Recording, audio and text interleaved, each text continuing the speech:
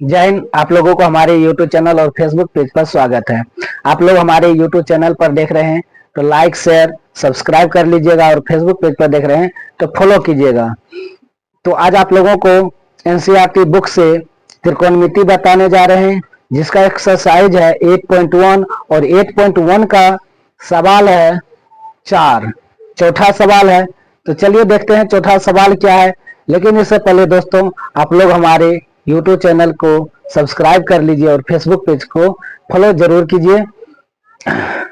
तो देखिए सवाल नंबर 4, यदि 15 cot A बराबर 8 हो तो sin A और sec A का मान ज्ञात कीजिए। तो यहाँ पर 15 cot A बराबर 8 है और sin A और sec A का मान ज्ञात करने के लिए कह रहा है। तो सॉल्यूशन करेंगे और इसमें एक समकोण त्रिभुज लेंगे। एक समकोण त्रिभुज लिए हैं और समकोण त्रिभुज का नाम रखते हैं ए बी और सी।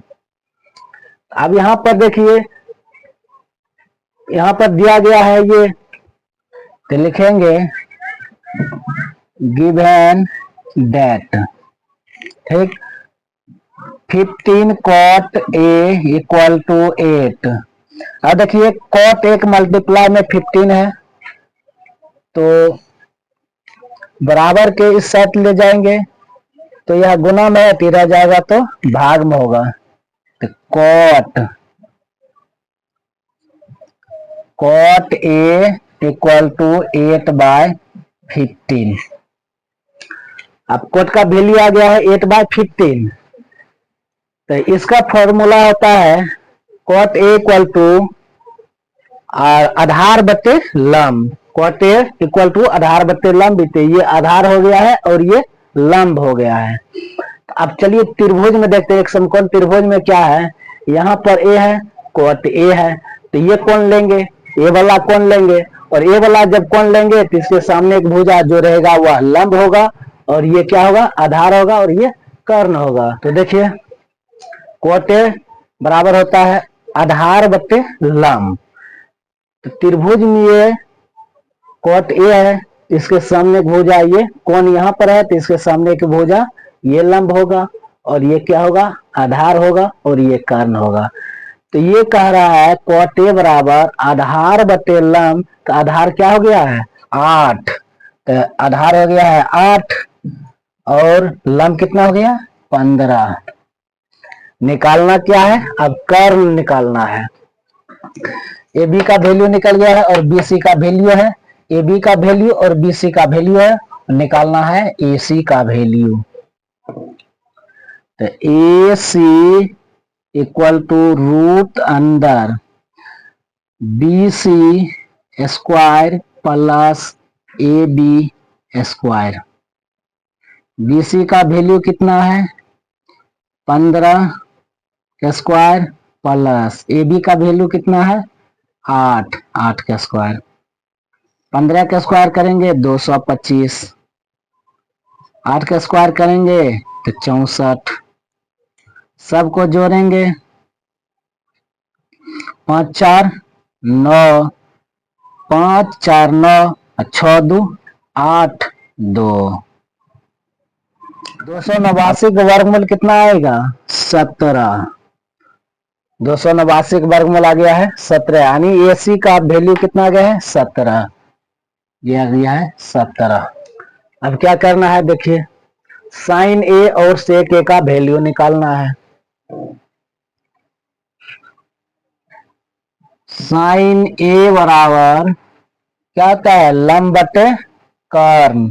तो sin A, ये कोण के सामने की भुजा लंब ये है, कोण के सामने की भुजा हमेशा क्या होता है लंब होता है। इस कोण के सामने की भुजा ये है तो लंब ये होगा, आधार ये कर्ण है। तो sin A का फॉर्मूला आता है लंब बटे कर्ण। तो sin A इक्वल टू लंब बटे कर्ण, तो लंब ये और कर्ण ये, तो 15/17। अब सेक के देखिए, सेक A इक्वल टू यही कोण है जिसके सामने भुजा लंब ये आधार ये कर्ण ये इक्वल टू कर्ण बटे आधार, सेक बराबर कर्ण बटे आधार, कर्ण ये हो गया, आधार ये है, तो 17 बटे ये कितना है, आधार है 8, तो साइन ए का वैल्यू आ गया है 15/17 और सेक ए का वैल्यू आ गया है 17/8। तो चलिए अगला सवाल देखते हैं। अगला सवाल क्या है, नंबर 5 देखिए, यदि सेक ए इक्वल टू 13/12 यानी सेक बराबर 13/12 हो तो अन्य सभी त्रिकोणमितीय अनुपात परिकलित कीजिए। तो कह रहा है त्रिकोणमितीय अनुपात जितना है सबको परिकलित करने के लिए कह रहा है। तो चलिए इसे सॉल्यूशन करते हैं। तो एक समकोण त्रिभुज लेंगे, एक समकोण त्रिभुज लेंगे और समकोण त्रिभुज यहाँ ए, ये बी और ये सी रख दिए हैं। अब कह रहा है सेक ए बराबर 13/12, तो सेक ए बराबर कितना होता है 13/12। तो सेक ए का फॉर्मूला क्या है, कर्ण बटे आधार, सेक ए का फॉर्मूला है कर्ण बटे आधार। कर्ण कितना आ गया है 13, कर्ण कितना है 13,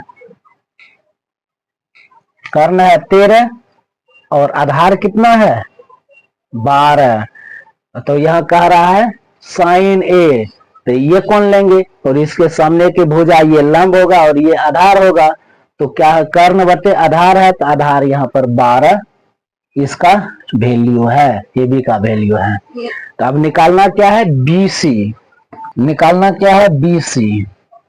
तो B C equal to root अंदर A C square minus A B square.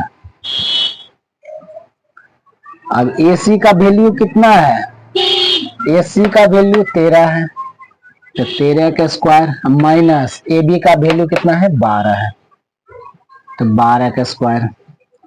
13 का स्क्वायर करेंगे तो 169, 12 का स्क्वायर करेंगे तो 144 और 169 में से 144 को घटाएंगे आएगा 25 और 25 का वर्गमूल कितना होता है 5 होता है। तो बीसी का वैल्यू कितना आ गया है 5। अब कह रहा है त्रिकोणमितीय अनुपात परिकलित करने के लिए, यानी त्रिकोणमितीय अनुपात कितना है 6 है और 6 के जितने छबों के मान निकालना है। तो निकालना है यहाँ पर देखिए, एक में साइन, साइन साइन थीटा यानी साइन ए,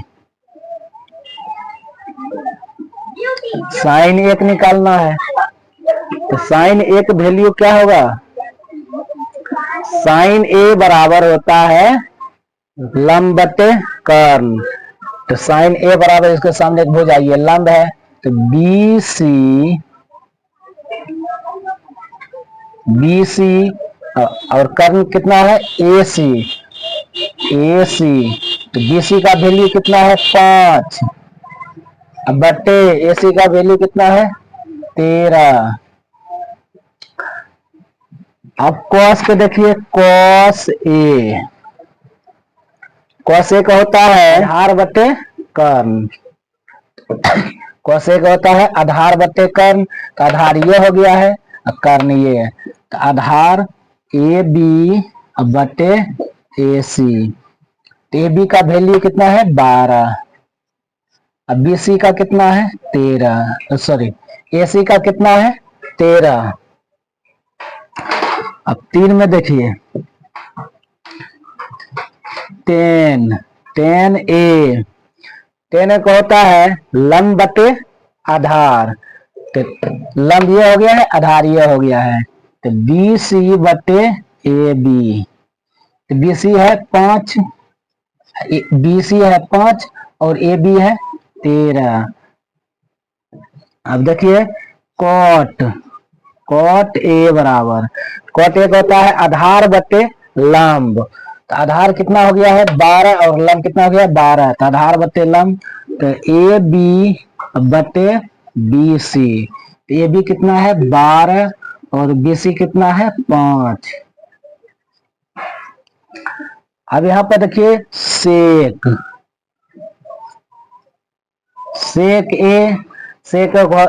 एक होता है कर्ण बटे आधार।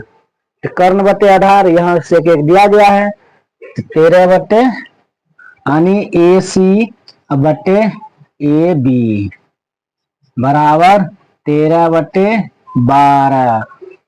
अब कोसेक के देखिए